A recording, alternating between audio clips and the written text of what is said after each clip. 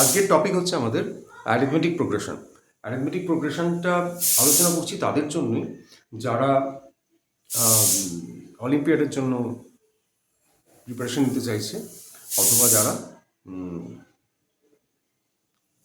যেটা foundation course তার জন্য যারা প্রিপারেশন নিতে চাইছে, তাদের জন্য আমরা আলোচনা করছি আজকে অ্যারিথমেটিক প্রোগ্রেশন।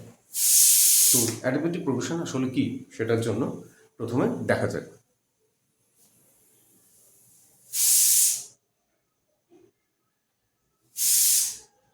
আমরা কয়েকটা নাম্বার লিখলাম, 1, 3, 5, 7। এই যে কটা নাম্বার লিখলাম, এইটা একটা সিকোয়েন্স অফ নাম্বার। এই নাম্বারসগুলোকে যদি আমরা দেখি, যে কোনো একটা টার্ম, ধরা যাক এই 7 টার্মটা, তার আগের টার্মটা কত, 5, তাহলে 7 মাইনাস 5 ইজ ইকুয়াল টু 2। আবার দেখব 5 মাইনাস 3,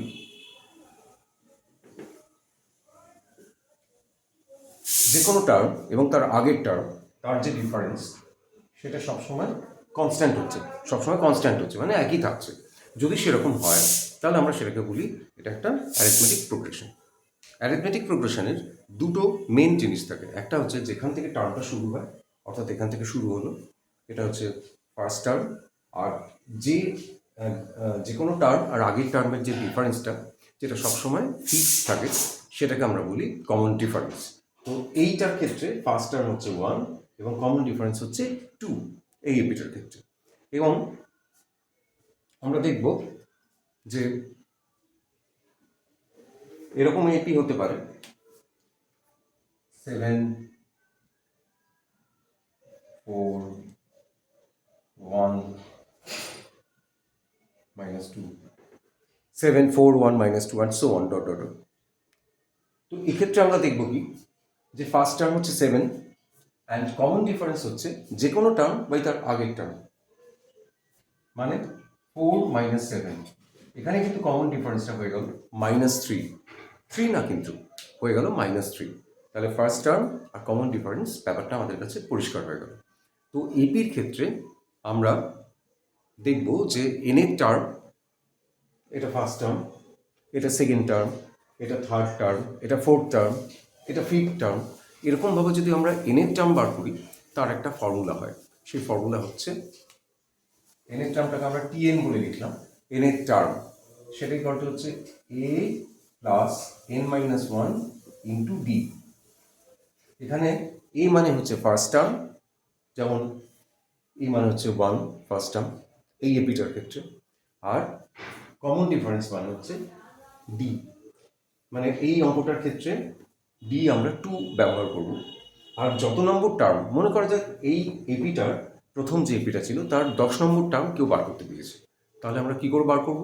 10 নম্বর টার্মের জায়গায় আমরা লিখব টি10। টি10 কি করে লিখব? 1 প্লাস, এই ফর্মুলাটা আমরা ব্যবহার করছি, 1 plus 10 minus 1 into D. D মানে কত? 2, যেহেতু কমন ডিফারেন্সটা 2, সেই জন্য 2 ইন্টু 2। তাহলে এটা হিসেব করে আমরা বার করে ফেলতে পারবো। তাহলে এই ফর্মুলাটা আমরা একটু মনে রাখবো, এনের টার্মের ফর্মুলা।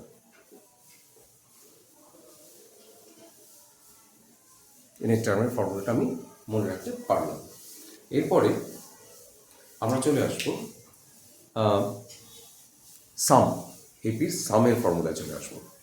ঠিক আছে?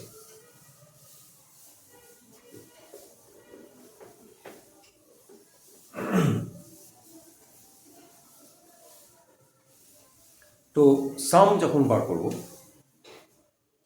আমরা সামটাকে এসএন দিয়ে ডিনোট করি। এসএন 1 প্লাস 3 প্লাস 5, এটা একটা এপি।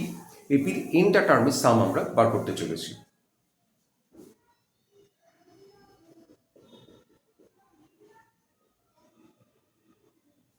আপ টু এনের টার্ম, এনের টার্মের সাম। এই সামটা কি হবে? এই সামের ফর্মুলা হচ্ছে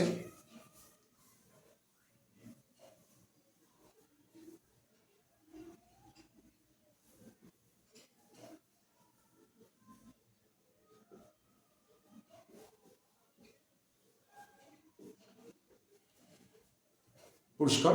এখানে এ কি, ডি কি, এন কি, এগুলো জানা আছে। এ মানে ফার্স্ট টার্ম, ডি মানে কমন ডিফারেন্স, আর এন মানে কতগুলো টার্ম আছে সেই টার্মটাকে বোঝানো হচ্ছে এন দিয়ে।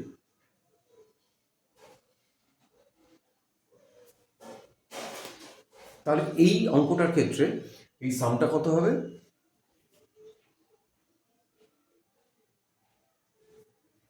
আমাকে যদি বলে 10টা টার্মের সাম বার করো, তখন কি করব? এনের জায়গায় 10 বসাবো।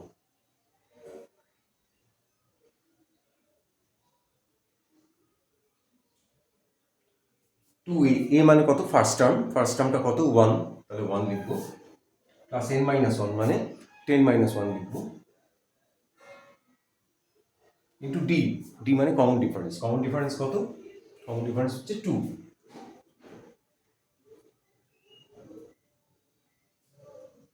এবার আমরা এটাকে হিসেব করে ফেলতে পারবো, হিসেব করে দেখবো কত হচ্ছে। তাহলে এটা আমরা বার করতে পারবো। তাহলে এপির টার্ম এবং সামের ফর্মুলা এখানে শিখিয়ে দেওয়া হলো। আর একটা ফর্মুলা হয় এপির সামের, সেটা কি? সেটা হচ্ছে n/2 into a plus L. n/2 into a plus L. L মানে হচ্ছে দ্য লাস্ট টার্ম, মানে যতটা টার্ম মনে করা যাক এখানে 10টা টার্মের সাম করতে বলেছে। তাহলে এখানে ফর্মুলাটা হবে 10/2 ইন্টু এ মানে কত? 1, ফার্স্ট টার্মটা 1 ছিল। এল মানে 10 নম্বর টার্ম। 10 নম্বর টার্ম কি আমি সরাসরি দেখতে পাচ্ছি না। তাহলে আমাকে বার করে নিতে হবে। এই অঙ্ক যদি এই ফর্মুলাটা দিয়েই আমি করতে চাই, তাহলে আমাকে 10 নম্বর টার্মটাকে বার করে নিতে হবে। তো 10 নম্বর টার্মটা কত হবে? 10 নম্বর টার্ম হবে যে এই ফর্মুলা কাজে লাগিয়ে 10 নম্বর টার্ম বার করব। তাহলে T10 কত? এল। আমি যে কাজটা করতে চাইছি, এল বার করতে চাইছি। এল হচ্ছে T10 মানে 1 প্লাস 10 মাইনাস 1 ইন্টু ডি মানে 2।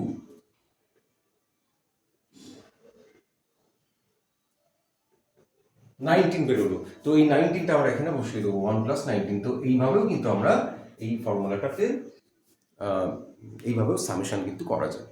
তাহলে সামেশনের আমরা দুটো ফর্মুলা শিখে ফেললাম। তো এইটা হয়ে গেল বেসিক এপি। তো এটা যারা ছোটরা, সবে এপি যারা শুরু করছে, ছোট ক্লাসে যারা আছে 7, 8 যারা করতে চাইছে, তারা বেসিক জেনে ছোট ছোট কোনো বই থেকে এই এপির সামেশন ফর্মুলা আর টার্মের ফর্মুলা এর উপরে তারা একটু হাত সেট করে নিত। তো এই অবধি রইল আমাদের।